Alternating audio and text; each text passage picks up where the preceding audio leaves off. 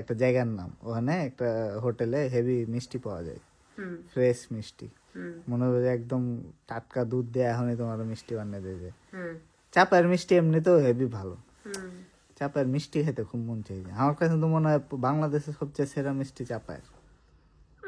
গরু নদীর মিষ্টি খাইছস? বরিশালের মিষ্টি খাইলে আর চাপাই যাবি না। আচ্ছা মন খারাপ করিস না, দেখতে আসি কি করতে পারি।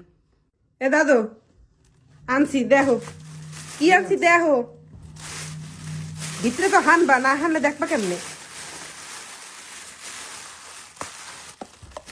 আফু তোমার এই ভালোবেসে দেছে, আর এই তোমার লেগে আনছি। সুইট টু তারপরে মিষ্টি, হ্যাঁ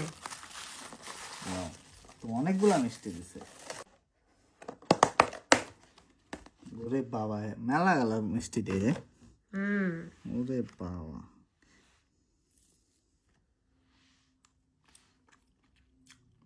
সন্দেশ পুরো একদম বেলা খাটা সন্দেশের মতো। এটা যে চমচম কাপড় ভাই, পুরা শিবগঞ্জের চমচমের টেস্ট আমার কাছে লাগে। শিবগঞ্জের চমচম বাংলাদেশের সেরা।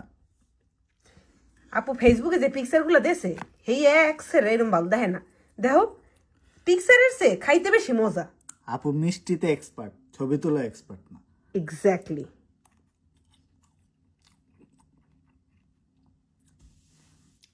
আর চাপায়ের মিষ্টি খাওয়ার শখ ভুলে গেছি আমি।